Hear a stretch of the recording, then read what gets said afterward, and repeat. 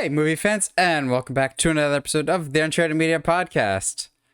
If Josh and I just seem like we're in a better mood this episode than previous episodes, I don't know why. It could have something to do with our discussion today. Josh, I wish there was some news that we could talk about this week, but there's been no earth-shattering, shocking TMZ type backstabbing revelations that have come this weekend. What should we talk about? I don't know, man. I mean, there's just nothing to really talk about. I mean, oh, wait. There is. Now it's fall, so we're all bobbing for a new job. But I mean, oh crap, I am. Jeez. All right. Well, anyway, yeah. One Bob just replaced another Bob who replaced the other Bob. So Bob Iger has come back to replace Bob Chapek, Bob Iger's pick, quote unquote, his pick. We'll get into that later. He's replaced him as CEO, effective immediately. So yeah, that's our discussion this week, is the huge, massive shakeup over at Disney and all the ramifications, how this all came together, what we think that's going forward, what Disney is probably going to look like going forward. This is a bigger thing than just one specific news topic, so we're going to divert a whole discussion topic to it this week because I scared Heather with this news this week because she'd already gone to bed, and I'm playing Gotham Knights, and I'm getting a whole bunch of notifications on my phone, more than usual, so I'm just going, what's this? Chapek replaces Iger. Yeah. I die laughing for a solid 2 minutes, and she's like, what on earth is wrong with you? It was glorious. Hallelujah, hallelujah, ding dong, the wicked witch, the witch is dead. It's crazy because like it was one of those things that I never thought they would actually go. They would never do it. Like they just gave him, because we'll talk about this in a bit, but like it's on the back of a 3-year extension. It's like we had no reason to think that he was even remotely like in danger for his job. And we'll talk about it, but yeah, he didn't think so either, which is apparently even funnier. But before we get into all that, Josh, you watching anything good this week? Dog, so or playing anything? Dude, I've been playing so much Ragnarok. And I hate it too because I'm definitely the kind of person that like I have to do all the small like side quests before I leave a planet, leave a planet. And it's making the game so much longer than it kind of needs to be, and like I'm actually like starting to annoy myself. We're like, no, I want to know what happens story wise. So if you can I don't know, just not worry about all of these side quests, you'll be fine. But yeah, which is that's very typical Josh. I was running into the same issue with Gotham Knights of so basically it's structured of every time that you leave the Belfry, which is their bat cave, basically you start a night on quote unquote patrol, and you've got all the stuff that you can do. Some of it's optional, other parts are just if you want to advance the story, you got to do this. But there'll be times to be all right, I got to do all the things on my patrol this night. You don't have to, but in my mind, just I have to, though, because it's part of my patrol. So, I finally finished Gotham Knights. That's what I've been doing. I haven't really been watching anything. I'm sure I'll watch some stuff over Thanksgiving break, but I finally finished Gotham Knights, and the entire game is a solid 6 out of 10. It's not the train wreck that some people are claiming it is, but it's also a far cry from any of the Arkham games, even Origins. Some stuff is good. Yeah. The story's really not that bad for the most part. Heather's watching me do the final boss, and even she's just that doesn't make any sense. So mild spoilers here. The final fight in Gotham Knights takes place underground somewhere by a Lazarus pit. And Casually. here's where I'm getting just okay. Now you were losing me by the repetitive combat, but now you're losing me with your story. So anybody that knows comics, Lazarus pits brings people back to life. You can heal, whatever else. So for some reason, in this final fight, I'm thinking, okay, if I take damage, I can just stand in a Lazarus pit. That should theoretically give me some stuff back, or if nothing else, I could just stand there. No, the Lazarus pit and its multiple pockets are actually poisonous to your character / acid. I'm just going, That goes against everything you literally just showed me in the cutscene before this final fight. Like, why is it hurting me? It's a freaking Lazarus pit. The whole point is Lazarus. You come back, you heal yourself. Why is this acid to me? This doesn't make sense. This is cheap. You know, I'll just have to show you, like, get you to play more video games with me. Like, I'm realizing playing Gotham Knights is the reason why I don't play Demon Souls or Bloodborne. I cannot mentally handle those type of games. Just going, because there's times that the final boss, I'm just like, you are broken. I don't like how broken you are. I can't run from you. I can't straight on attack you. I don't know what to do. This sucks. To Bloodborne's credit, and even like Elden's, like not Elden, oh geez, what's the one that just came out? Elden Ring. Yeah, Elden Ring, not Elden Scrolls. Yeah, the Elder Scrolls. Elden Ring, both of those, the bosses are done in a way that's like they have a, like, yes, they're hard and they will be, if you let them touch you, you will die instantly. But they have like a rhythm, and so that you can get used to the rhythm and all that. Anyway, sorry, I'm so sad. Sorry for you that your Nightwing sim decided to not be good. Like, the Nightwing stuff is fine, but God, the combat's just clunky as all hell. It's awful. I bet.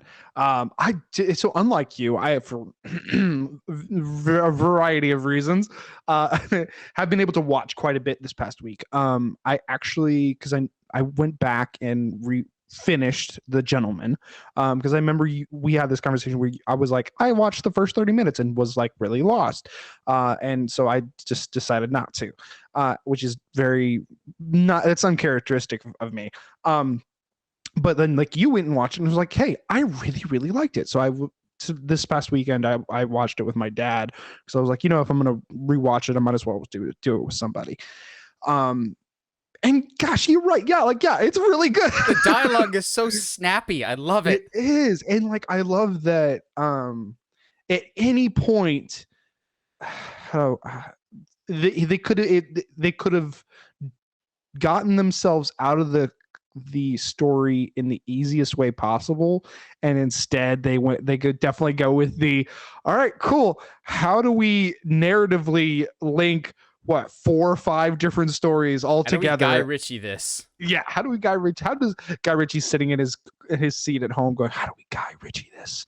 But yeah, fantastic.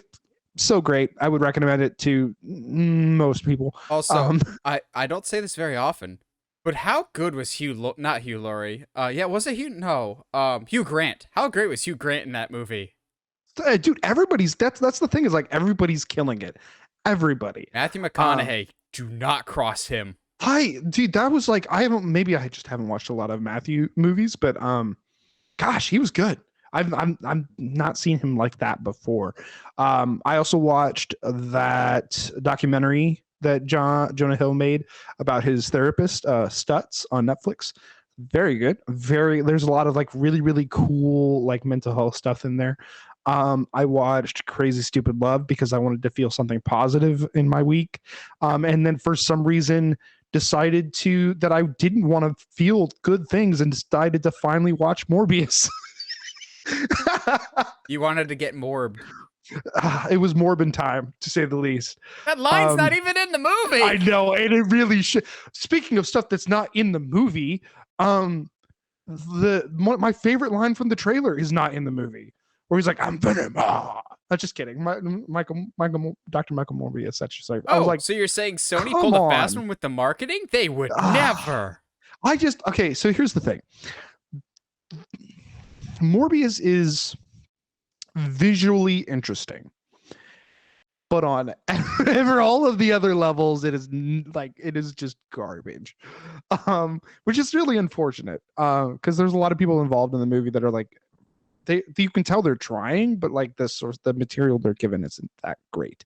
And also I watched Where the Wild Things Are. It's been a while since I saw I've it. actually seen that. It's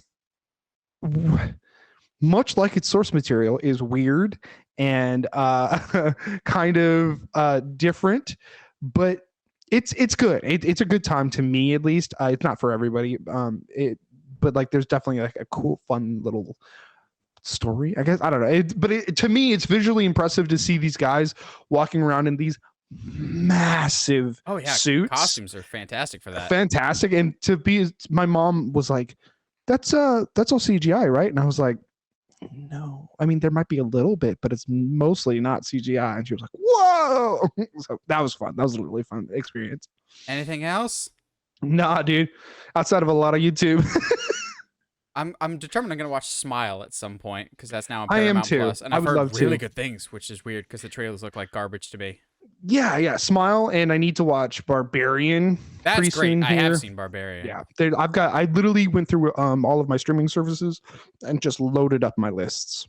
I hope to see either Strange World, Glass Onion, or The Mm. Fablesman this weekend for Thanksgiving. So we'll see. I am I'm seeing Wakanda Forever tomorrow. Oh, So, awesome! I'm excited. I'm I'm very pretty curious excited to hear about your that. thoughts on that. Yeah, same.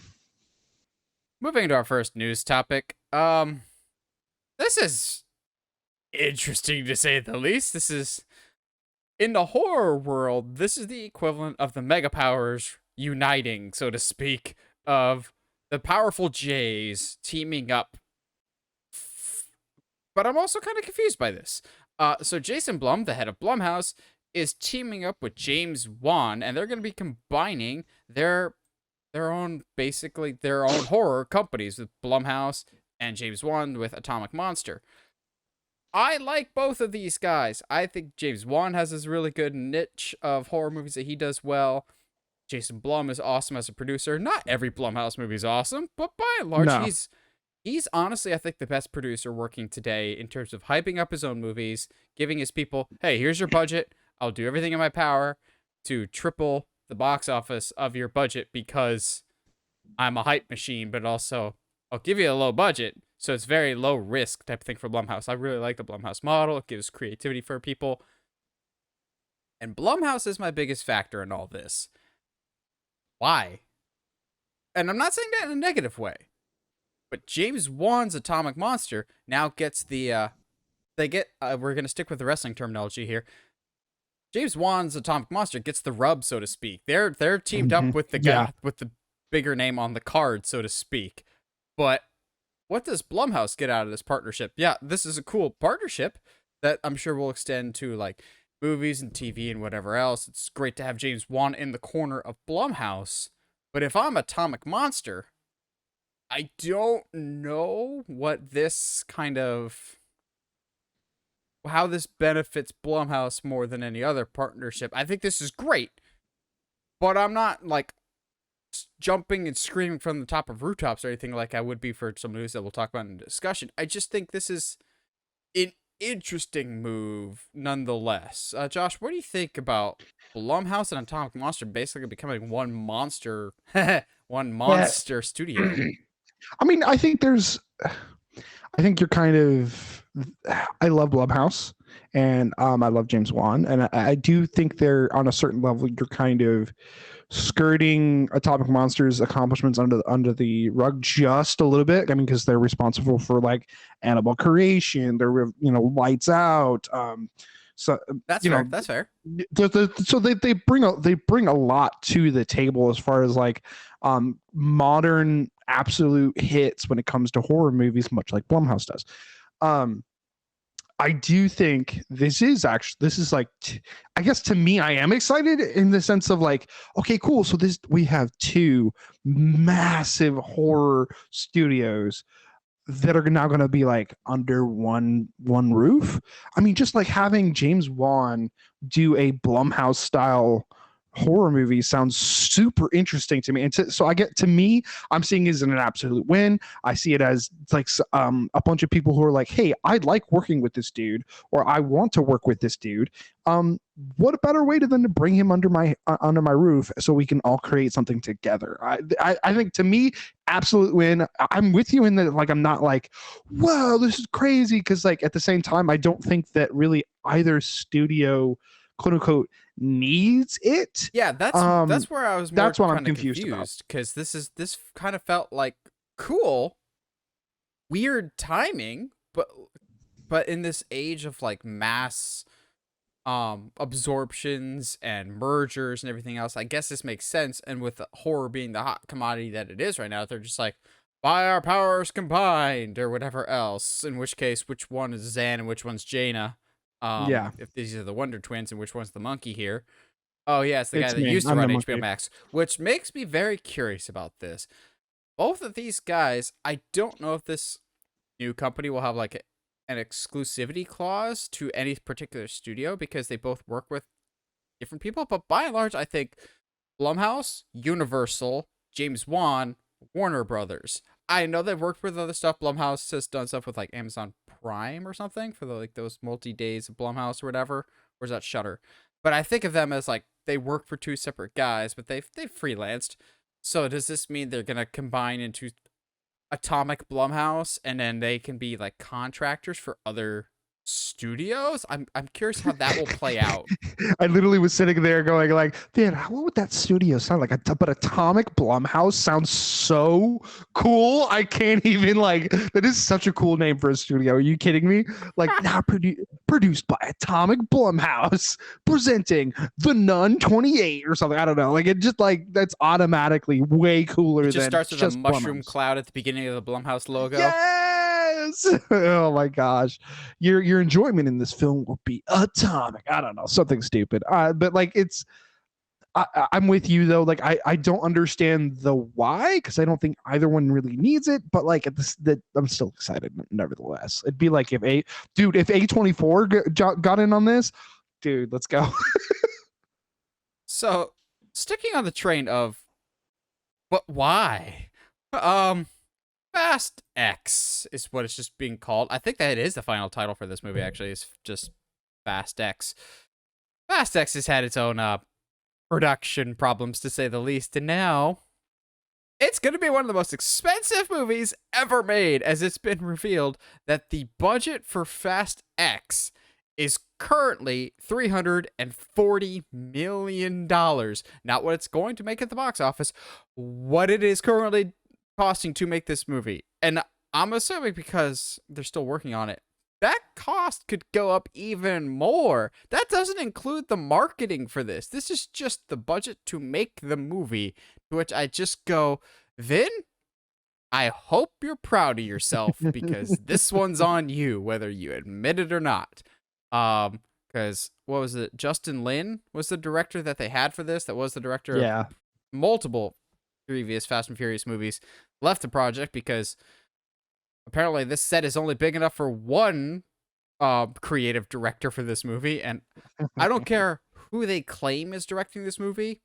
We all know Vin Diesel's the one that's actually calling the shots on the set, as he's more or less bullied out the director. And apparently The Rock out of this franchise too, because The Rock was just not having it, which makes me kind of curious about the future of Hobbs and Shaw. But $340 million for Fast X. That's like Endgame level budget. But for Fast X, I'm still trying to wrap my head around this. $340 million. They're gonna time travel in space. I mean, we do know that they will go to space eventually. Which I cannot, like, I might actually have to get like a neck support because I'm just gonna roll my eyes every single time I hear that because like, oh, that's the last place we haven't gone. But yeah, but that's like not good. There's like, a reason for that. Like yeah, like you understand that you have just had to really pull it out of your butt here for like quite often in space just we're to make still a story family. work. Yeah, like. This is like Jason X. Like, we need to make another Jason movie. Fast what do we do? X. Put him in. Oh, stop! I swear, I swear. Fast Jason X. If they freeze a car and shatter it, I will absolutely lose my mind. Because like, and the problem is you say that, but now. I can absolutely see them doing that. Absolutely, whether they acknowledge it as a Fast Jason X reference or not, I can totally see them if they do go to space. Be like, "Hey, hit the nitrous. It'll freeze the car, and we can make the jump." and then it shatters upon impact. I can absolutely, and then somehow Vin Diesel will emerge with zero gravity out of the car. He'd be like, "We can survive this car crash in space. There is no gravity when you've got family." Family. And then he he doesn't survive, right? So he Thank doesn't God. survive the jump. No. So no, not thank God. Ready? He doesn't survive the jump, and so he, I know where you're going with this. they inject him with They have to nanites. reconstruct his body with nanites, and they're like, well, if he's more nanites than human, is he really still Vin Diesel? And He's does actually that make more him human now really than he was before. family? And then the nanites, Oh no! the nanites slowly turn him into a giant mechanized Iron Man, or an Get away iron from me. giant, so to speak. Going off the rails so quick, but it's glorious because we do not care about this franchise. But I think the big question is, getting back to the $340 million budget. $1 million. The question is, Josh, do you think this movie can be profitable? I know the past few Fast movies have all flirted with $1 billion, but 9 was not well received by critics or audiences alike. I mean, a lot of these movies are kind of with critics, but 9 especially left a sour taste in a lot of people's mouths, and I think this franchise in particular has the law of diminishing returns, so they've really jumped the shark for this, and I mean that with full sincerity, and this is one of those times that jumping the shark actually applies. Do you think it could actually break even or be profitable with a price range of $340 million? Not including marketing? Okay, so we're just for perspective, right? So because Fast 9 still, by the end of its box office run, still made $726.2 million worldwide. So like they definitely more than made their money back. I don't think it warrants it. I mean, like if you would let's put this in perspective, right? Because like if you would have said, what was it, 92 or something like that, or 98, that was like 98, late 90s, that the first when we were doing the first Fast and Furious movie, back when they were stealing DVD players. Yeah, exactly. If you would have told us then that, hey, the 10th one in this movie, we're gonna make, first of all, we're gonna make 10 of these. Second of all, the next one's the 10th is gonna have a budget of $340 million. I think all of us would have been like, but it's a car movie, so like, why? Like, are we? To me, it's I just don't care, especially if they're like, we're gonna go to space. All right, cool. What does that have to do with cars? Are you literally just going to attach a car to a space, like to a? Are we going to Mars? That's what I want to know. Is this like secretly a Doom movie where they go to Mars with cars, and then they like fight demons or something? Like there's got to be something to make this movie interesting, right? This isn't just about people with cars, right? Like that can't be it. So Fast and Furious is kind of a cheesy name. If Fast 11 is Mars cars, I will slap all of the money down on the table to see that. I do not care. Mars Cars sounds like an amazing movie. Mars with cars. No, not Mars with cars, just Mars Cars. Mars Cars. It's actually just a cars built out of chocolate bars that are like the Mars chocolate bars. Yes, and starring Alexander Skarsgård. Alexander Skarsgård. Mars cars made out of Mars bars. Chocolate bars for days. Starring Skarsgård. Yeah, there's no way this is. I can't. This is the Fast series. I will never, ever take it seriously because they don't take themselves seriously. They don't. But then they act like they're. Oh, it's the only one that takes them seriously is Vin Diesel, and it's because he doesn't really have a lot of other options. Yeah, because Triple X isn't a thing anymore. I love those movies. I'll fight you on it. I don't care. They're not great though. You know that. They're not. They're garbage. So, lastly, for our news this week, before we get into the main news of the weekend, an odd decision to say the least, and that is that Amazon, of all people, is working on not one, but apparently multiple live action Spider Man TV series, starting with a Silk series. Now, I'll be perfectly honest, I'm not overly familiar with the character of Silk. Like, I believe she's going to be in Across the Spider Verse, so I'm hoping that does a good job of generalizing her and endearing her to modern audiences, kind of like a lot of the characters in Into the Spider Verse did for people like Spider Man Noir, Miles to a Yep. certain extent, Spider Pig. So in that sense, cool. Silk is on the come up. I'm more just very confused with the legality of this. Of we had heard for a while that Sony is working on Silk stuff, some form of a Silk project. I thought what's her face? Don't worry, darling, Trainwreck director. Olivia Wilde. Oh yeah, That she might have been attached to something in the Sonyverse and might have been a Silk project or a Madam Web something. Not Madam Web. Spider Woman. No, so, Spider Woman. Sony's already doing that train wreck. But this is weird of just the legalness of this. Of like, once again, the character of Spider-Man in the Spider Universe is so complicated from a legal standpoint of, yeah, you can do this, but you can't do this. Heaven forbid you use that. You can't use that. Or you have to ask Kevin Feige's permission on this thing. Or this belongs to Sony, this belongs to Marvel. It's a complicated thing, but also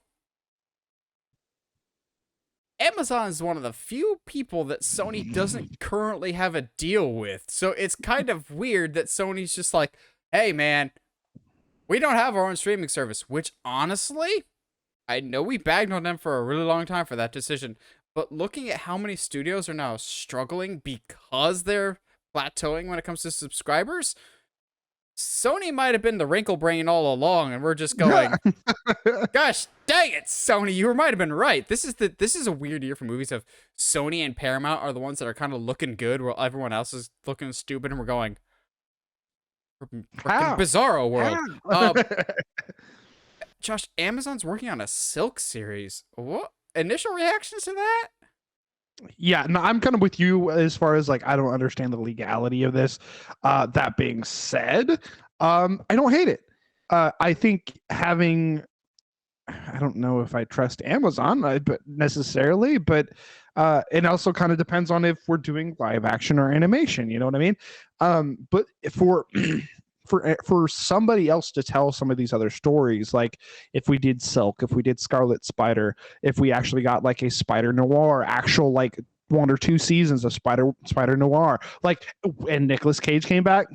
Oh yeah, let's go, absolutely. But like I think there's a lot of really interesting ways that places you can go with, hey, like we're going to do some spin-off series. Cool. So we're going to tell Silk's story. We're going to actually go and let's do a Spider-Gwen series. Why not? Let's do, like, there's all kinds of really interesting things you could do with kind of like being able to not do main Peter storylines, to me at least. You'd be do Secret Agent Venom. Sure, why not? Like there's a lot of like fun stuff you could do. I think if they went in that direction. I think the big curiosity that I have is this going to be a thing where it's like Tales of the Jedi, where each episode is somebody else, or is this strictly a Silk series, or are we doing like multiple? Are we, you know what I mean? There's a lot of like, obviously this isn't a very detail heavy announcement, so like I have a lot of questions, but there is, I would be lying if I said there was a small part of me that's not excited, because I'm like, that's kind of cool. I'm excited about the possibilities of this. Yeah. Again, whenever it comes to anything Sony or Spider-Man, I'm just going, well, what universe is this set in? Because honestly, Sony, you yourself don't know what universe your crap is in half the time, because they're like, yeah, oh my gosh, Morbius is totally in the Tom Holland one. The Venom is totally in the Tom Holland one. Please give us money. We're desperate. And Kevin Feige is just going, no, you are very, very loosely connected to us. You are in the multiverse. We gave you that. Now. And then even then y'all screwed it up, because at the end of Morbius, I literally almost punched the screen. I was like, that's not That's not how the spell works. What? Okay, again, Ho- mild spoilers for those who care about Morbius and still haven't seen it. They try and use Doctor Strange's spell to send Michael Keaton like to Morbius's world, and just going, well, Michael Keaton had nowhere to go. Like the spell sent them back to the universes that they're from. Michael Keaton was in Tom Holland's universe, so he had nowhere to disappear to. He just went to a different state, not another dimension. Like, yeah. it made no sense. Even then, like he should have been, even if he was in Morbius's dimension, he should have been taken from that dimension to Tom Holland. Yeah, none of it makes sense, and especially with like, let's tie this in, right? So I think the one thing we can guarantee that the Amazon series will never touch is the Sinister Six, because Sony is obsessed with getting a Sinister Six movie. Apparently, that we are going to stretch and get ourselves in there. It doesn't matter how, it doesn't matter if it makes sense, but we're going to get our Sinister Six movie, and that's it. Like, gosh, Sony. So, no. I don't agree with that. Because recently reports came out, and I kind of believe these, that Sony was hoping for more Tom Holland involvement in the Venom stuff, and Kevin Feige has repeatedly put kiboshes on that, which is not surprising. Yeah. But Kevin Feige supposedly doesn't have plans to use this Venom symbiote with Tom Holland until after Secret Wars, which I'm going, yeah, no duh. That kind of makes sense for him to get the symbiote in Secret Wars, just like in the comics.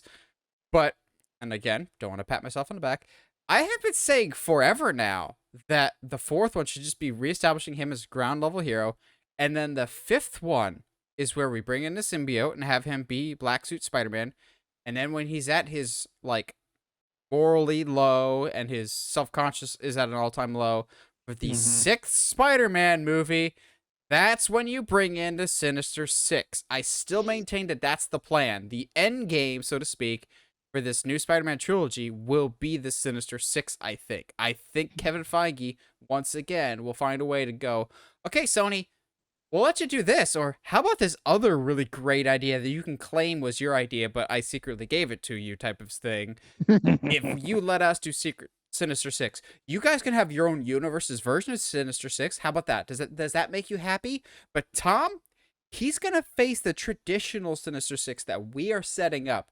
Maybe this time have at least, one girl on the team, because it's always been a bit of an imbalance in the comics. Yeah. I'm like, it's always been very much a dude fest in the Sinister Six.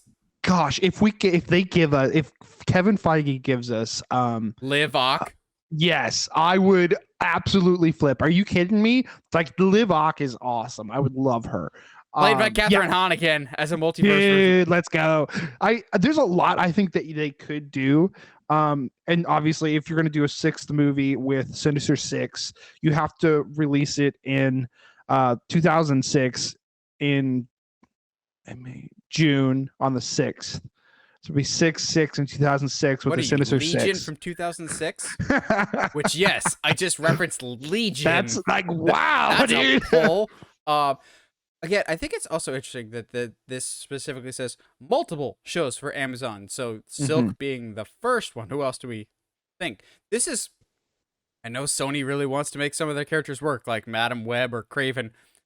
I think it would have been better if they were Amazon TV shows, in which case, if you're trying something new and experimental, maybe try it as a TV show first. So that way you might not just sink a whole bunch of money into something that doesn't work. Oh, but Sony would never do that. It's Morbin time. It's Morbin time. Re-release. That's still the greatest thing that has happened on the internet this year, was the internet convincing Sony, hey, we were all just super busy with other stuff. We swear, if you re-release Morbius, we promise we will see it this weekend. And then they did, and we all just laughed.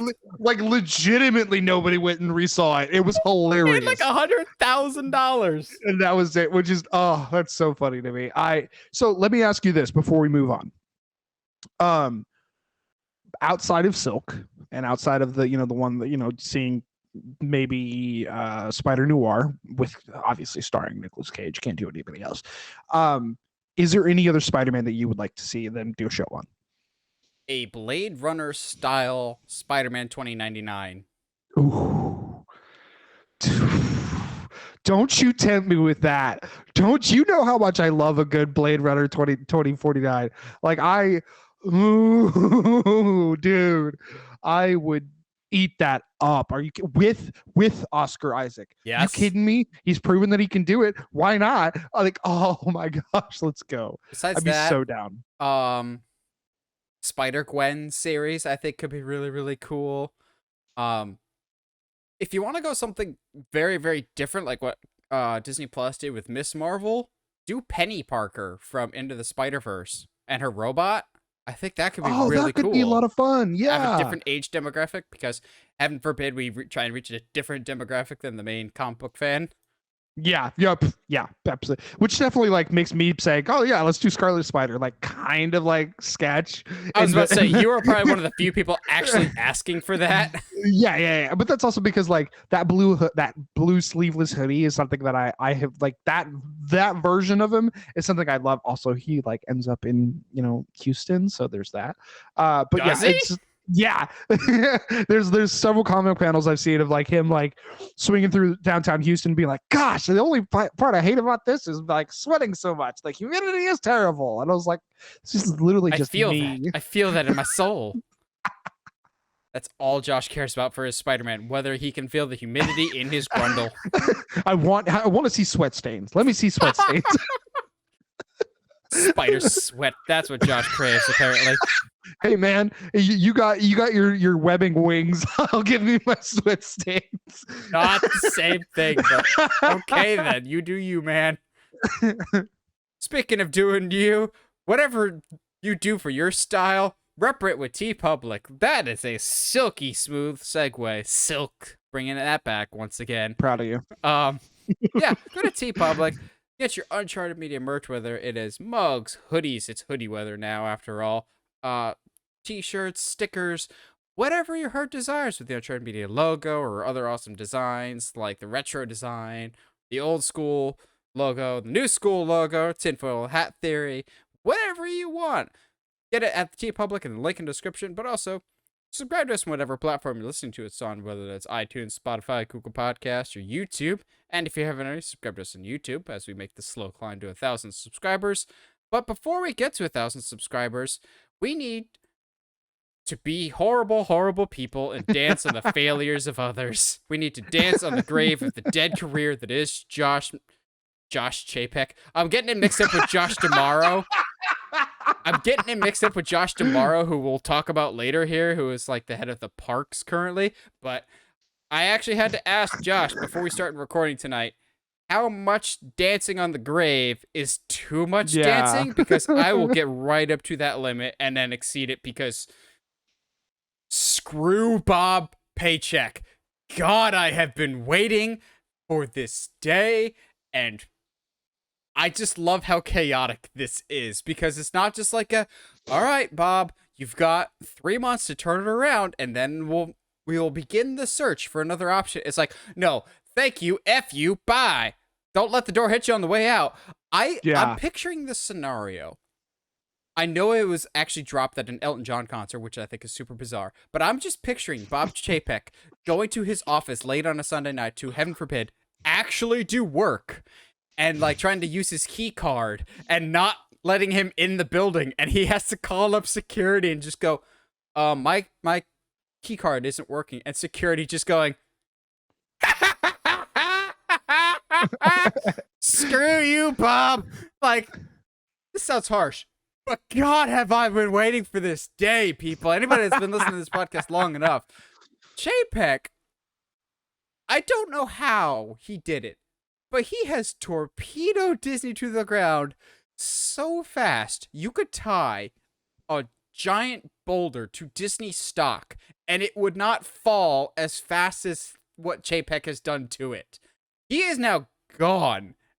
And holy crap, it was a eventful weekend, apparently. So, yeah. let's, before we get into all it, Josh, your initial reaction when you heard or started seeing all this news, I'm sure you first heard it from me, and the screams of joy from states away. I definitely, when you texted it to me, I was like, am I getting Rick rolled again? This is there's no way that this is true.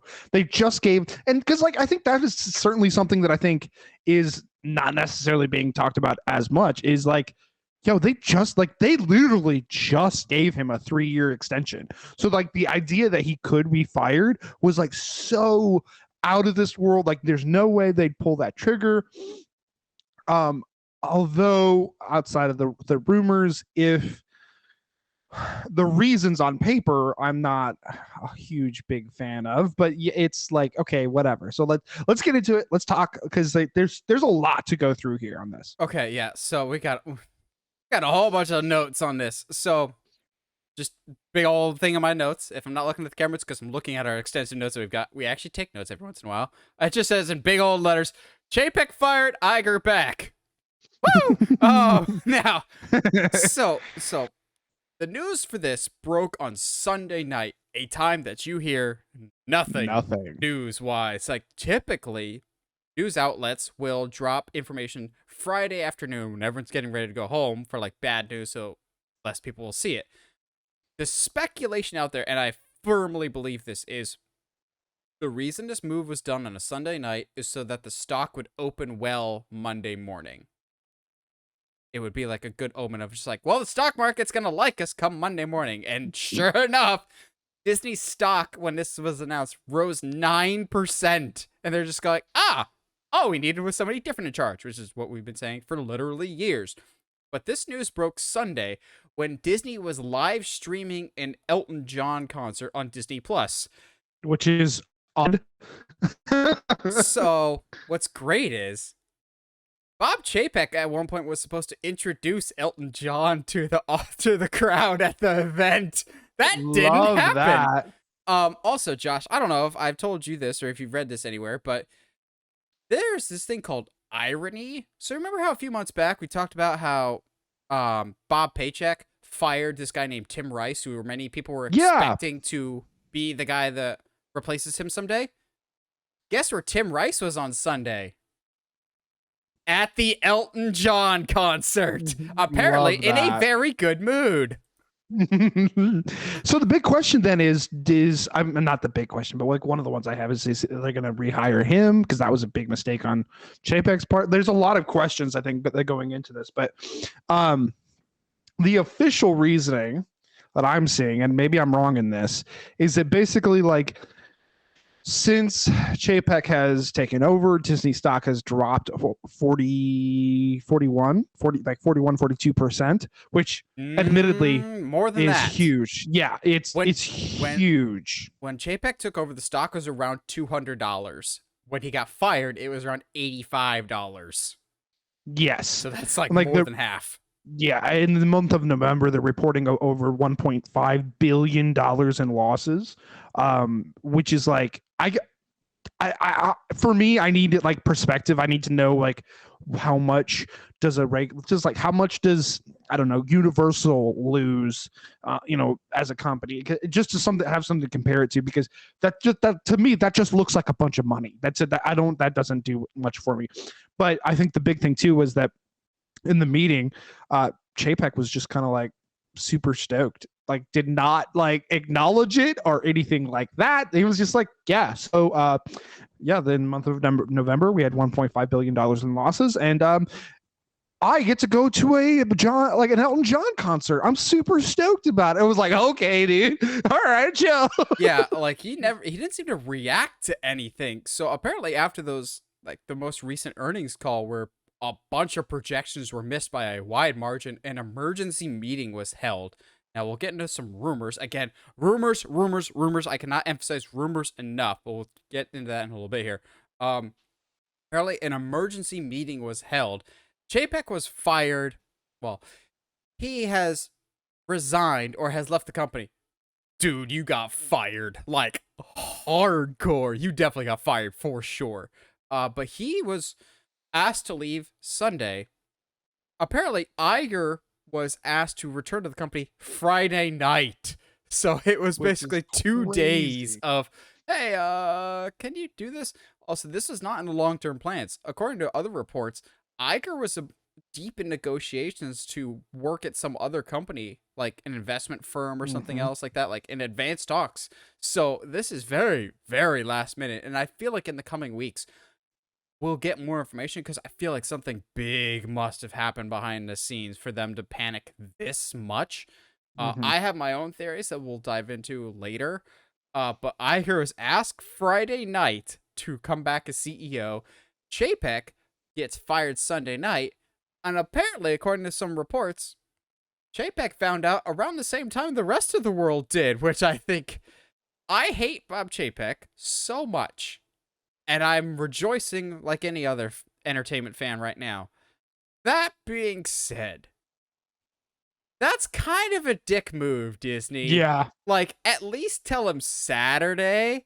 Like, I joke about the keycard situation, but I kind of could absolutely see that happening of, I hate Chapek. Maybe at least give him a couple hours heads up to clean out his office, because Yeah. that's not a That good it look on doesn't look, Disney. yeah, it's pretty shady, and it definitely is one of those situations that's like, okay, so Chapek was doing something to me, as somebody who's been in, on a management side.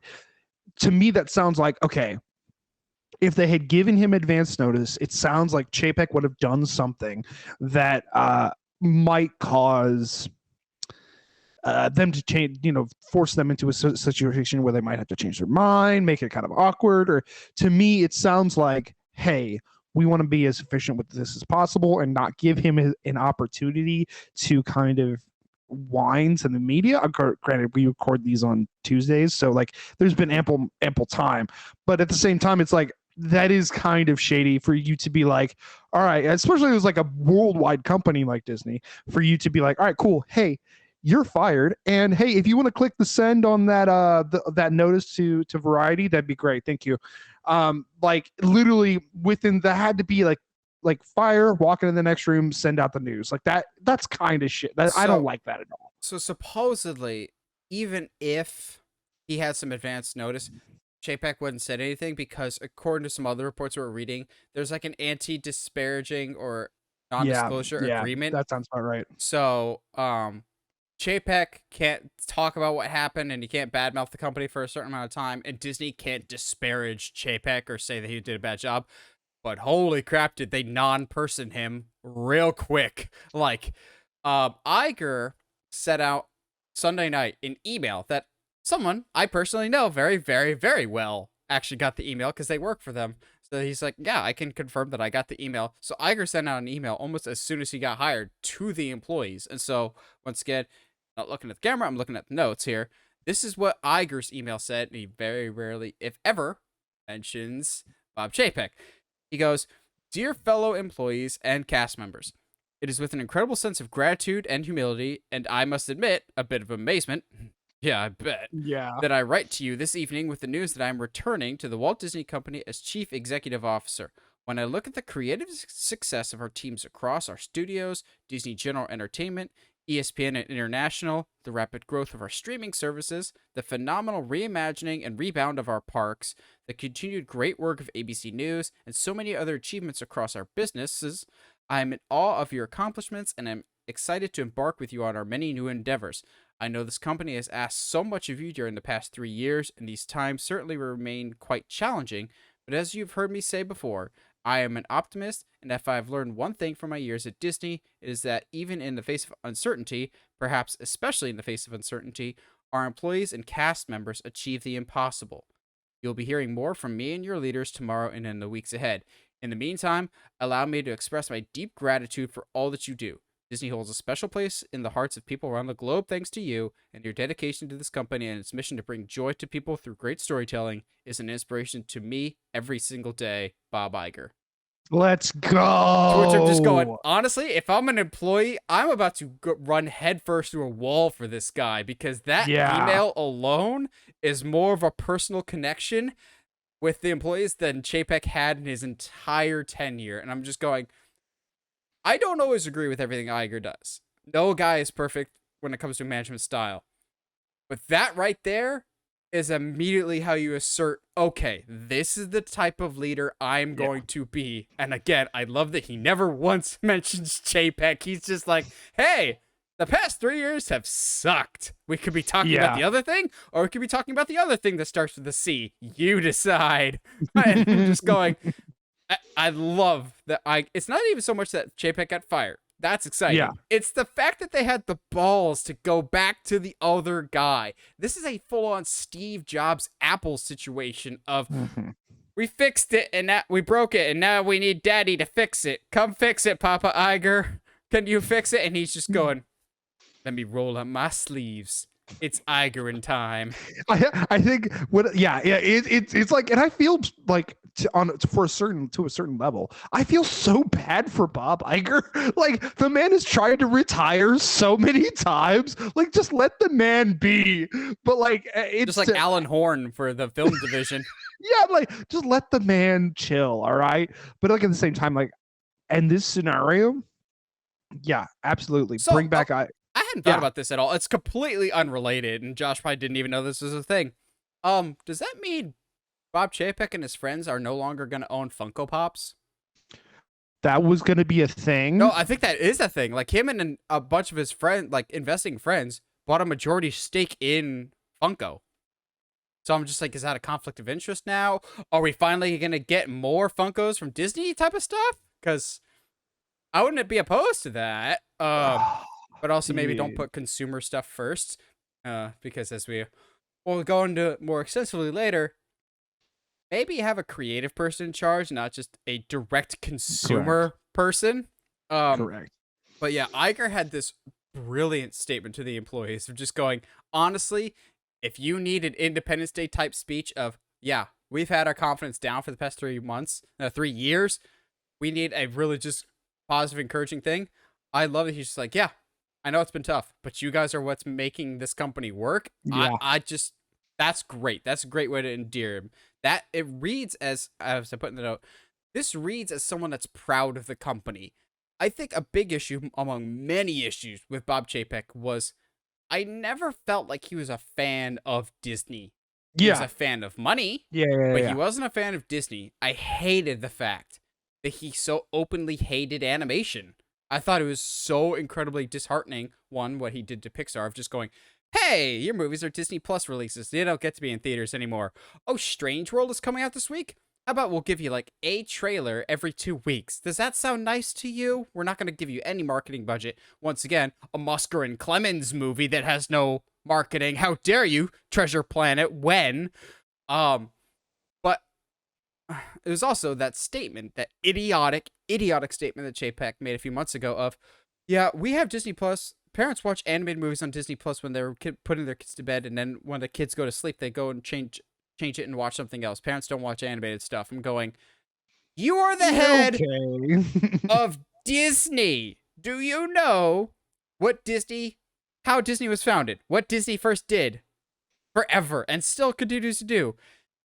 Animated stuff. But Iger loved being CEO. I'm sure it was a tough job, but he was at every theme park opening, every movie opening.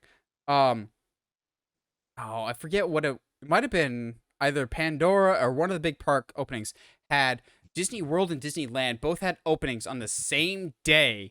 You bet your butt Bob Iger was at both openings on the same day. And I'm going, that is hustle. You know how many times Bob Chapek was at a film premiere? 0. Because then he might have to be booed or also actually have to support one of his own projects, which I think is stupid. But Iger was at every film premiere. Also, I just think it's a brilliant cheap shot that in the burning hellscape that is currently Twitter, you know who congratulated Bob Iger? Michael Eisner, the Disney CEO before Iger.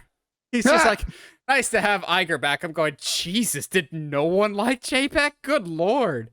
Well, I mean, like, he really hasn't given us a whole lot of reasons to like him. I mean, the whole Scarlett Johansson debacle. And to be fair, like, to have, how do we say this? To take like an actual legitimate contract dispute that, for all its intents and purposes, Scarlett was trying to keep it in the background.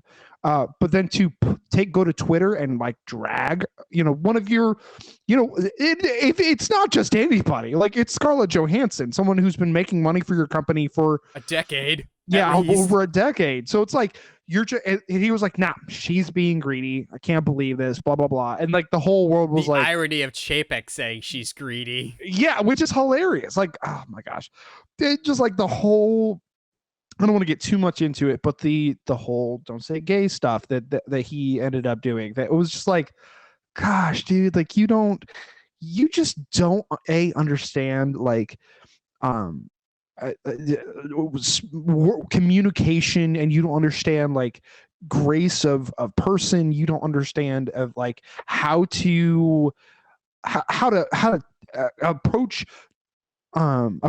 like tough topics with anything. Like empathy or like with understanding or like anything. You were literally here for the money.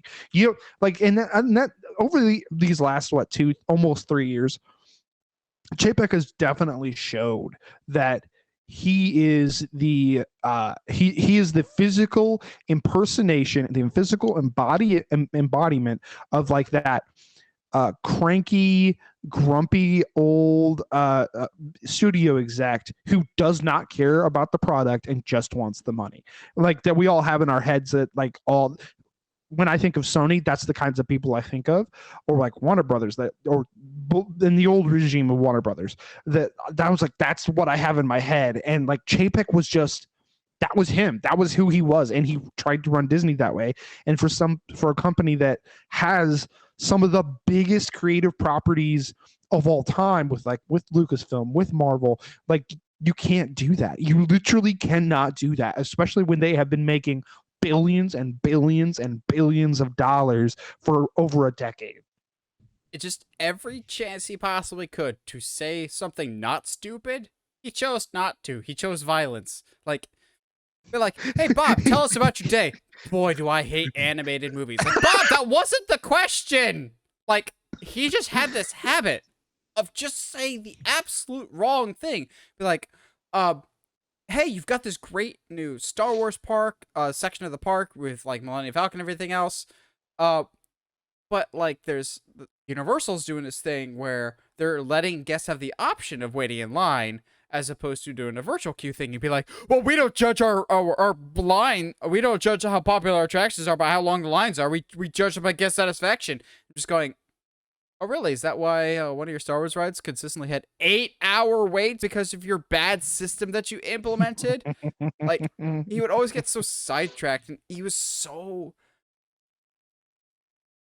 Iger is confident in who he is as a person, as an executive, whereas Chapek, everything got to him, so to speak. Like, he's very thin-skinned. Supposedly a lot of people online, myself included, would call him a bean counter because he's so just cared about nickel and diming everything. Apparently, he hated that. That was the number one thing he hated, was when people called him a bean counter or a penny pincher.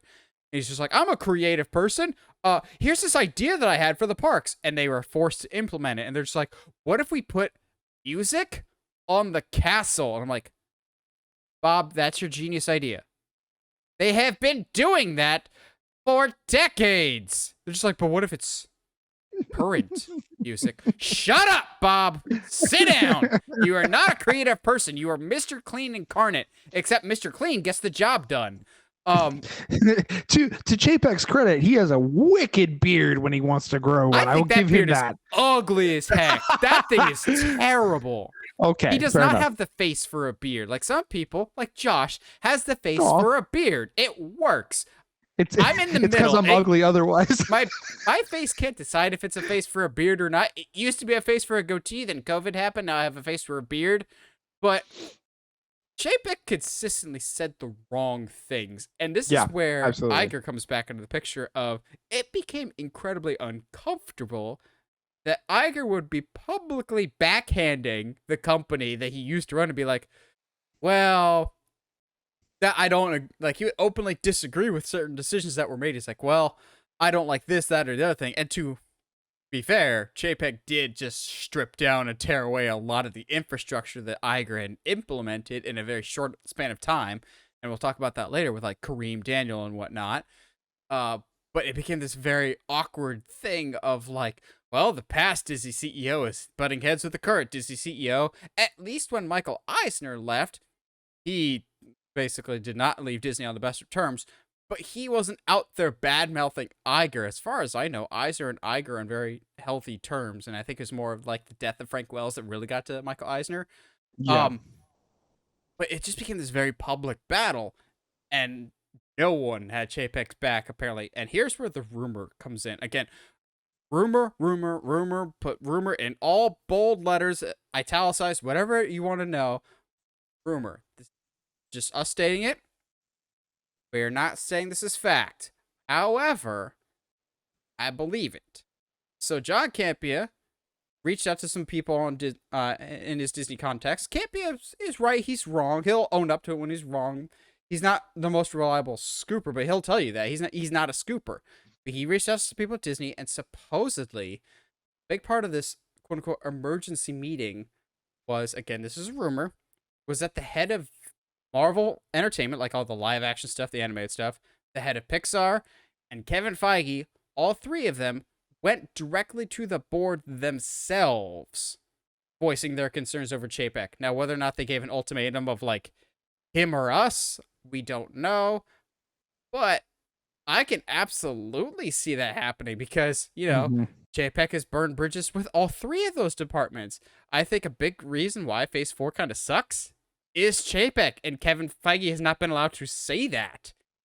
I think due to infrastructure and stuff that's been put in place during Phase 4 in terms of leadership, I think that had a huge impact. We know what Disney's done to Pixar under Chapek's regime and live action stuff.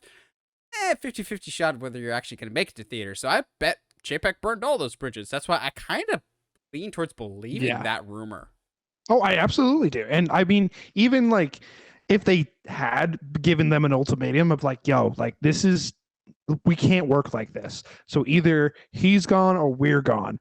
Like even just losing Feige alone would have literally tanked that Disney, because then all of a sudden you have an entire fan base that were like, definitely, now we definitely have no faith in Marvel, that Marvel knows what they're doing. Now we definitely don't want to go see these movies that Disney makes billions of dollars from. But then you also bring in the heads of Disney Film, the head of Pixar. Like Kevin is hard enough to replace, but then you'd have to replace every head of your divisions, like, or more than half of the heads of your divisions. And it's like, well, we could just ask Iger back. Well, yeah, that's way easier than losing Kevin Feige and the heads of all of half your division. So it's like, well, yeah, that's a no-brainer. Absolutely. So now we've gotten into more or less what all happened. Now we got to get into the question of why does this happen? And I think there's a bunch of factors to this besides Chapek sucked at his job. I think that's the biggest factor. Guest satisfaction was at an all-time low. They were losing money hand over fist under his tenure. However, the board was sitting idly by while this was happening, of Disney losing money, guest satisfaction being an all-time low. What prompted them to do something about it now? And here's where I think it's not about what's currently happening. It's, I think, what they think will happen. So you don't have to be a financial expert to know the economy kind of sucks right now. We're not going to get into the minutia of everything, but next year is expected to be much worse. Supposedly, like, the word recession has been thrown a little bit for 2023, whether or not that actually happens or not. I think the number one reason why Bob Chapek was fired was Disney was looking at projections and forecasts for the economy for next year. And they're like, if we're doing bad in an okay-ish year, we're going to be sunk next year when the economy is supposed to be even worse. So let's get Iger back to steady the ship now, because Iger's contract is for 2 years to kind of fix the Chapek stuff, fix in 2 years what Iger ruined in 3, and then raise up a new CEO to succeed him that isn't Chapek. I think the number one reason why they made this decision now, more than anything else, was whatever they're seeing on the horizon for 2023, economically speaking, scared them so much that they're like, we need Iger back now to pilot the ship, so to speak, before the waves start getting really bad. Yeah, no, I agree. Because I mean, if Chapek had showed anything, he doesn't know how to lead this company through tough times. Disney consistently, fell short and took missteps all throughout the entire pandemic. So it definitely wouldn't surprise me if that was one of the case. I mean, add that on top of the high of losses with financially that they took this year, the amount that, like, just this year since January that's the number. Sorry, that their stock has dropped 40%. Like, the fact that the beginning in 2019 their stock was $200 a pop, and now it's $98. Like, that is And that's massive. an improvement. The $98 is up. Yes, that is it. That's massive. And then to sit there and have all of that information, all that financial information, and then look at all the projections and go, oh, it's supposed to get worse. Okay, cool. So this guy, we don't trust him at all. Like, he's not good leadership for us, even from a financial standpoint, let alone a creative standpoint. So get him out of here. Get Iger in here. I wouldn't be surprised if Iger actually ends up staying maybe 3 to 4 years. I 100% agree. But that's also just because it's going to take at least a year and a half to just correct this ship, just to get them back on course, and then he'll get somebody and be like, all right, cool. So now, instead of stepping down and putting you in the position, you're just going to work under me for a year and a half, so that and then we'll switch that position, because there's got to be a better way to, when you have the almost $1 trillion company, like, there's got to be a better way to put a new person in that kind of seat without just being like, all right, cool, you're gone, and bring you in. Got it, cool. Like, that it can't be that easy. Yeah, it's going to take time to train up this new person. But also, I hadn't even thought about this until I'm saying it now. So Iger took over for Disney from Michael Eisner in 2005. So Iger actually already has lead Disney through a recession already on his resume from 2008 with the housing crisis and everything else. And the economy was really, really tough then. So he's already kind of got the experience. Granted, I fully expect the economy to be a lot different in 2023 than it was in like 2008. Like, it's tough now, and supposedly it's going to get only worse. But I trust Iger a lot more with that I think if there are budget cuts, and I fully expect there to be budget cuts, he will at least have the balls to explain why and face the hard questions, as opposed to because, and it'll still happen, I promise. Or the thing I was talking to Heather about, she is on the same page with me, of Disney, everything has gotten more expensive. The parks, entertainment, budgets, whatever. But the value that you're getting for your dollar is going significantly down. I don't think Iger is going to make stuff cheaper or easier to get into the parks. But what I do think he's going to try and do is compensate the dollar amount with a value that you get as an experience of, yes, the park is more expensive than it's ever been, but we're going to make it at least a worthwhile experience for this price point, as opposed to Chapek's model of making it expensive, but give you less for your money. Like, I think Iger will care more about maximizing the dollar and the enjoyment, but probably, unfortunately, still kind of keep it at this monetary level. Like, also, I think that's the big thing is, people, I know we're excited that Iger's back. Do not expect earth-shattering changes within a month or two.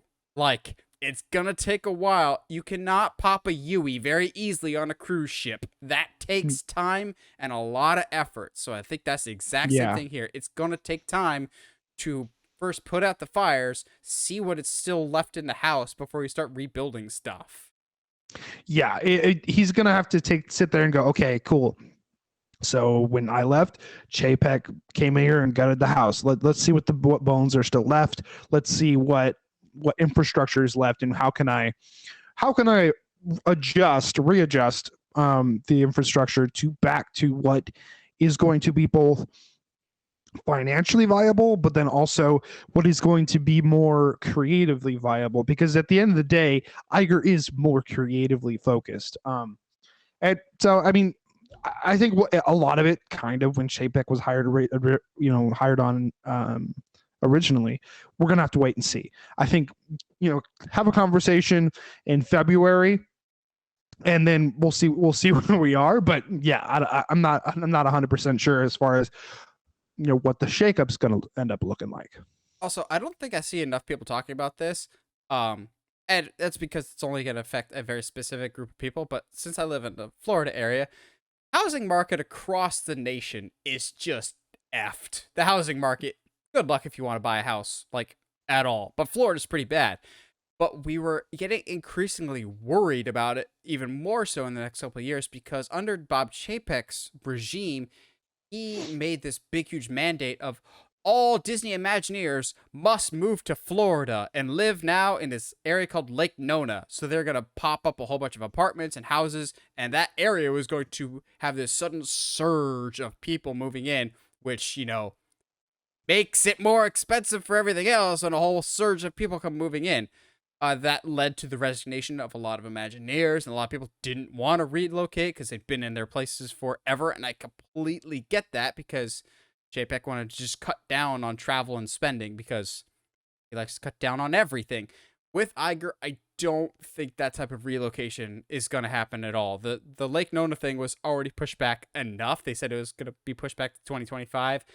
That thing's going to be quietly canceled. There's also a lot of projects that under Chapek's regime and under the COVID era just were like, they'll happen someday, and then we never heard from them and they got quietly canceled. I wouldn't be surprised if some of those get unmothballed and kind of get put back on the drawing table for potential things, because we've gone almost an hour without talking about it. Universal is breathing down the neck of Disney under Chapek's regime. Are. Chapek openly was just like, nah, I'm not worried. Whereas Universal, Disney is absolutely in denial about this, but they can't be in denial when they actually look at the numbers. Magic Kingdom was the only Disney park with higher attendance than Universal last year. Universal and Studios and Islands had higher attendance than 3 out of the 4 Disney parks, and I'm just going, boom! That's what we call suck it. This is what happens when so many Disney people left to work at Universal, and it absolutely shows. But Universal is building a new park right down the street from Disney, and Chapek's response was, we're Disney. People will always come, which is true, but you're losing your audience very, very quickly. I don't think Disney will open a new park anytime soon. They're too far behind on that. Mm-hmm. But I don't think Iger's going to ignore that giant Universal-sized elephant down the street, which, Josh will be watching that career very closely because of How to Train Your Dragon. Josh, we joked, Heather and I joke all the time that Josh will just be riding the How to Train Your Dragon ride with cotton candy and one of those little pinwheels, just like riding a little How to Train Your Dragon kiddie coaster on a loop for 8 hours. Okay, yes. Okay, yes, but but even if the rumors end up being true that they're going to add a Lord of the Rings park, like, are you kidding me? Do you know how much of a big deal Universal would have if they literally Disney has, their stuff, and Universal would literally have everything else. Like, it just, it's hard to sit here and argue that Universal hasn't, at the very least, caught up, if not surpassed, all of what the Disney parks have to offer. I say that having been to one park, having been to one Universal park and never been to Disney, but like, it even just like on paper. And then I think I said this to you when we were first planning. Was it last year? Last year we were planning me coming down to for Halloween Horror Nights. I was like, wait, you're telling me that I could go for this amount of money? I can go to Halloween Horror Nights, go a little bit early, and still get into a whole thing of the park. Like, there's just more value to the dollar amount that you have to pay. That's the thing. Parks are getting more expensive, but some parks, unlike others, are being smarter with the value that you get for that money. I'm like, let me be clear here. I'm totally fine with paying $150 for a ticket to go to a park if there's this full list of things I get with that money. It's not just, hey, it's $150 for a park entrance and you get to go in, but then you also have to pay for to go on rides. You have to pay for this. You got to pay for this. And it's like, okay, well then that's not really worth my time to go and do that. Universal is definitely doing a whole lot better at giving people, the value for their dollar for what they have to pay. So now with Iger taking over, the real question is, now that Chapek's been fired, who's next? Goldberg style. Well, yes. When I started writing these notes, I immediately put one name down, and sure enough, that was the first name to go on Monday. I'm just going, well, this guy's not going to last very long. That is Kareem Daniel, who is the head of like the media and entertainment division, which, if there's any casualty to this, I actually feel a little bad for Kareem Daniel, and here's why. This guy, we never heard anything about him. Supposedly he wasn't actually that bad. He was fine. He wasn't a horrible person, but he only had the job because he was friends with Bob Iger. So Bob Iger basically reworked the entire infrastructure for Disney and created a whole bunch of middlemen that report to him, that like Feige and the films division all have to report to these guys now, as opposed to where they used to just report directly to the CEO. Kareem Daniel just got the job because he's friends with Chapek, but supposedly he was whatever. But as soon as Chapek got fired, I'm going, well, Kareem Daniel's the first guy to go, because under the Iger regime, that position just didn't exist, period. So why would it exist now? Chapek completely reshuffled everything. And then Monday happens, and Kareem Daniel's the first one gone. I'm going, that's to be expected. Now, Kareem Daniel, I think, is the name that a lot of people are talking about, but some people are still hoping for other people to be let go. And I think there will be some cutbacks, but there's a whole bunch of quote unquote scoopers online. They're like, according to the board, there's other people on the chopping block. I'm going, well, this was before Kareem Daniel had been fired. I'm like, the number one candidate to be fired is probably Kareem Daniel. And so many other people like online are going, it's got to be Kathleen Kennedy. It's got to be Kathleen Kennedy. I'm going, it will not. Let's be honest.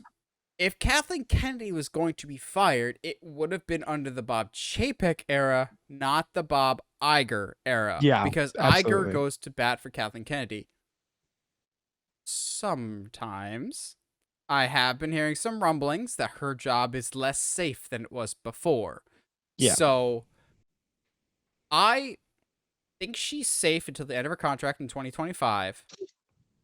But also, I would not be surprised at all if after Indiana Jones she gets fired, or just quietly lets go, or be like, they make a big deal about, like, Kathleen Kennedy has accepted a position over at Amblin Entertainment, Steven Spielberg's company, as like the head of development or entertainment over there because she's tight with Steven Spielberg. I wouldn't be surprised if something like that happens, so that way she can kind of quote unquote leave gracefully. But I think she's safe for now. I know so many people are calling for Kathleen Kennedy's head, us included, because she's one of the best producers of all time. She's had her name attached to so many of the best movies of all time. But just like Kareem Daniel, I think what they probably do in a very specific field, they're very good at. They were just in the wrong position. From everything we're hearing, Kareem Daniel was a guy from marketing. He had no film or entertainment experience. So he's probably really good at some very specific things. He was just slotted in the wrong spot. It's like having a pitcher play outfield. Like, they just don't feel natural in that position. And I don't think Kathleen Kennedy was necessarily a great fit for Lucasfilm. I know she was George Lucas's pick. It hasn't worked out. She's great at what she does. It's like an all-star athlete going to a different team. Sometimes the signings just don't pan out. And I think that's what's happening with Kathleen Kennedy. I think she's staying, but I'm less confident that she's staying than I was a few years ago. Yeah, absolutely. Especially with, John and Dave doing so well recently. Almost every single thing that they touch ends up being very, very good. You can't bat 1,000 all the time. I've watched the first couple episodes of Andor, and I'm not super hooked on it. So maybe I need to, keep watching, because everyone apparently loves it, and I don't understand why. Just talking about it. But maybe I just need to go ahead and hit episode 3 and keep pushing through on it. But like Tales of the Jedi, fantastic. And I think I would not be surprised, like you said, like if she ends up leaving gracefully, and at the very least, on the Star Wars side of things, Dave Filoni officially takes that home. I think it's Because Dave and John actually I together. would agree. Because John Favreau's been doing so much stuff with them lately that like it's almost like that's the only thing that he wants to do now, which I can't really blame him at all. Like, if I was like, if I grew up watching the original Star Wars and then somebody would have told me like, hey man, like as an adult, you're going to get to be the head of Star Wars and just make Star Wars movies for the rest of your life. Like that is a dream. Are you kidding me? Yes, absolutely. So I would be surprised if that's what happens. Also, two-man groups have been a thing for a while. Walt and Roy Disney, Frank Wells, and Michael Eisner. Now we're seeing with James Gunn and Peter Safran. So I would not be surprised at all if Warner Brothers learned from Disney. I wouldn't be surprised if Disney learns from Warner Brothers. So I think Bob Iger right now is just kicking himself going, gosh dang it, Alan Horn's over there at the other guys. I'd ask him to come out of retirement again. Because poor Alan Horn just really needs to retire. He's just like, I just want to retire, guys. And he keeps getting suckered back in Godfather 3 style. I think there's going to be definitely some shakeups. Now, talked about the change in general. Yeah. Kind of the immediate impact. Now we got to look at the positives of like, okay, realistically, what will Iger do? What can Iger do? Because there's a lot of bridges to fix. First of all, directly with the entertainment side, the movies and TV, how does Iger taking over improve stuff? So Josh, what do you think the big difference will be management style? Like, will we notice a big difference in quality in products? I don't know, because it's a little hard, because a lot of anything we would be seeing now would have been, shot, edited, and kind of put together a month ago, and not recent. Not necessarily 100% the truth, but like, geez, dude, we don't even have a indie trailer yet. So I think that's attached to Avatar. I wouldn't be surprised by that either. But with that being said, I think the approach to marketing is going to be completely different. Probably less spoilers in some of our trailers. And Kevin Feige rejoices at that. Yes, thank goodness. I mean, like, I already knew certain things about Black Panther, but like, we're only a week out. We're not even a week out from the release, and I just saw a trailer that spoiled some stuff, and I was like, well, really, even then, dude? Like, before the movie came out, I feel like Kevin Feige always like had to do his own anti-marketing campaign, because when the trailer came out that showed, spoiler, when it showed Shuri in the Black Panther suit, everyone's going, oh, so Shuri's the new Black Panther, and Kevin Feige's like, oh, no. The trailer doesn't give away everything. You don't know who the new Black Panther is. And we're going, but the trailer says. Did you not see the trailer? And I feel like it was Kevin Feige like trying to be like, stop it. Yeah. No, it's amazing we kept the Tobey Maguire and Andrew Garfield thing secret as long as we did, because knowing Chapek to be like, well, you realize we can make $50 million more in opening weekend box office if we just tell people that Tobey and Andrew are in it. Like, completely ruin the surprise for everyone. But like Doctor Strange, I think a big problem that people had with it is, one, the movie was just kind of but was the expectation, because quite a few of the cameos got spoiled in trailers leading up to it. So there's this expectation of, well, if the trailer's showing us this, then there's got to be even more surprises that we're not seeing. Yes, so absolutely. I think that played into the downfall of Doctor Strange. Just going, yeah, Feige used to have final say over like trailers and marketing of everything else. And then when Kareem Daniel was in charge, he had a boss again, just like he had with like Perlmutter. So I'm expecting the marketing to be a lot better. But I think Josh is completely right of, we won't see the Iger effect, so to speak, for a while. Like, Miss Marvel, I think, is the Marvels is completely done filming. It does give me more faith in Marvel Phase 5, though. I think Phase 5 might be a little more focused. We shall see. Like, I feel like it'll be back to, I don't think it'll be like peak MCU, but I feel like it'll be much more, oh, Kevin Feige clearly has his hands much firmly on the reins on this, as opposed to having to share the reins with a committee, which is what he had to do, which Yeah.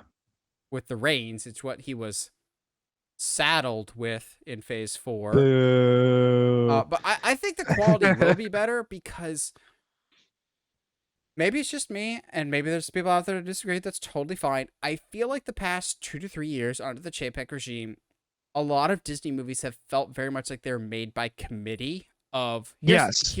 they're not bad movies by any stretch of the imagination, but it's like here's a checklist of things we need to have in this movie in order to reach Yeah. these core demographics, as opposed to genuinely creative and inspired movies. It just felt like, and I know people have criticized the Marvel movies especially, but I think it's more than just that, like Pixar and the other movies. It feels just like they're trying to reach the widest demographic and cast the widest net and more or less just go, all right, here's all the surveys we took that says people like this, this, and this. I'm going, Yeah.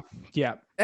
did you not have just ideas? You have some of the most creative and brilliant people in the world. Are you just not letting them take control here?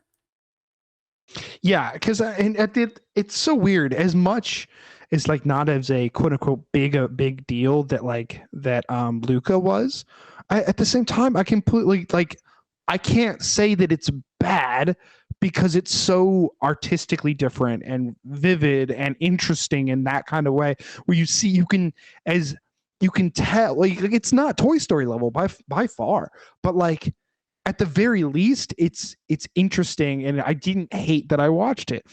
And Encanto is interesting, it's fresh, it tries to do something different, it feels like you said inspired, it doesn't feel like it was made by a committee, but like stuff like Black Widow felt like it was made by a committee. There's like you said, like, okay, well, as excited and as cool as Strange World kind of looks, Getting reviews, not bad, but not bad, but like at the same time, it looks kind of as strange as the Strange World is. Yeah, cool. There's no reason, there's no reason given in the trailer as to far as like, hey, this is why the world is this way. It's like, yeah, like you said, I think that the marketing will change significantly. I think things actually getting marketing will change significantly. Because no matter how good or bad Strange World is, it deserves to have its fair share of marketing. It deserves to have the opportunity to get butts in seats. So like, because regardless on whether it's good or bad, it still needs to be given its fair chance, like John Carter, like Treasure Planet, like Atlantis. Like there's things that, like, if you don't give them the chance, of course they're not going to do well. Well, unfortunately, John Carter was under the Iger administration. Like I said, Yeah, Iger's well. not perfect. He's no management style is, but I much prefer his management style and his sense of direction than Chapek's rudderless direction.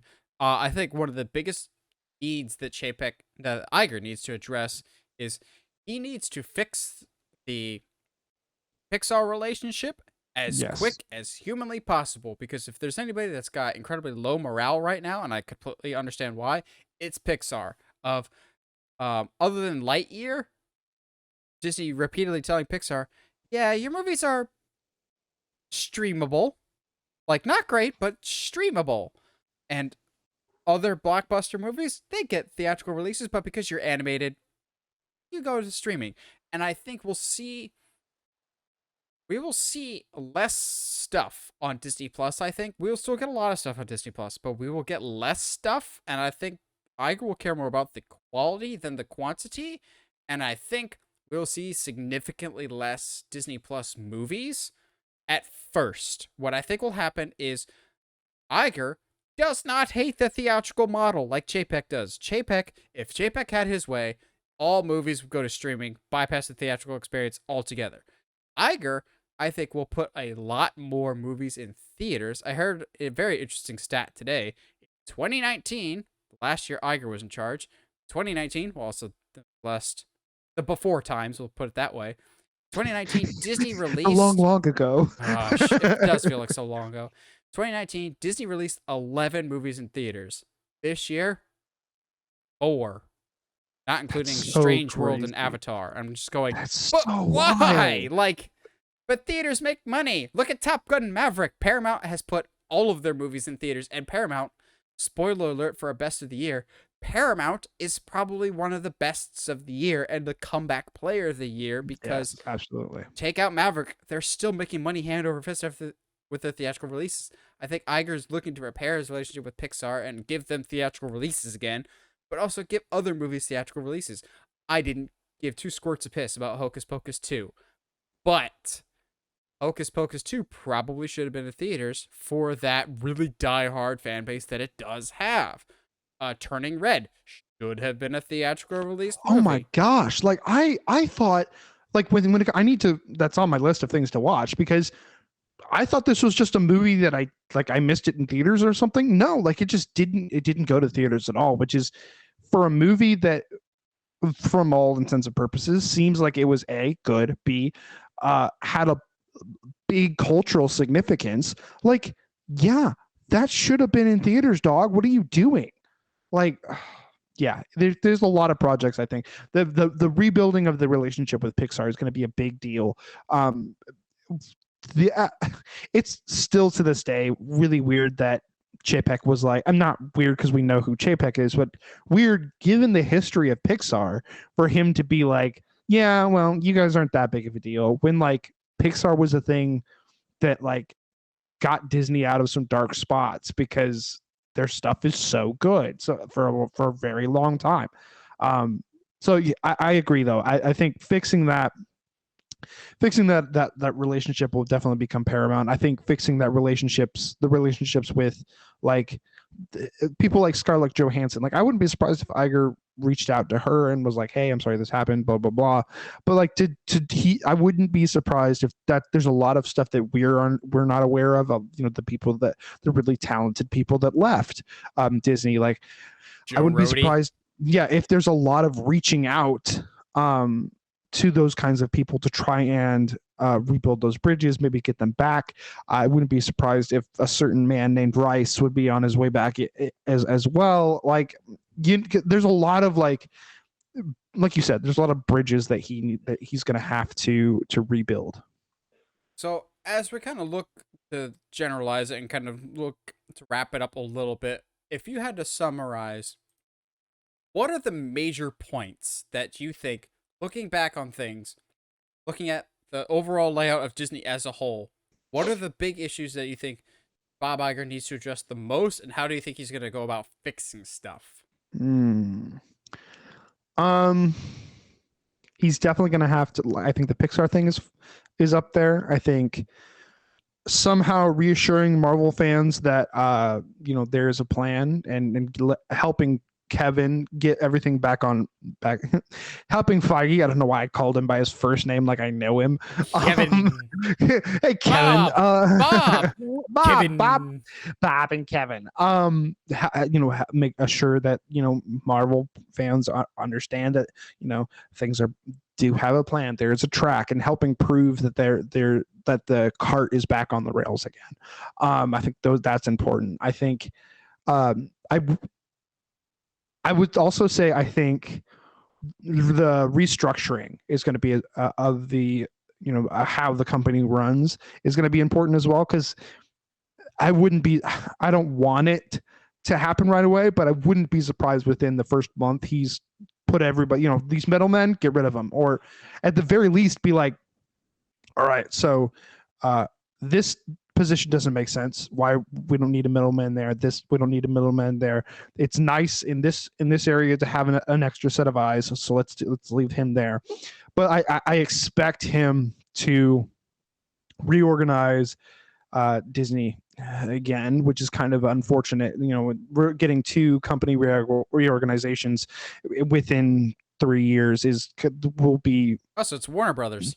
Yeah, I mean, yes, but still, I those are kind of like the main things. So like Pixar, Marvel, and the corporate structure, I think, are the main 3 things that I think I can see him fixing or that he really needs to tackle first. I think those are the 3 things that will going into these next years, that's what's going to help make their money back and really take those losses and turn them way down.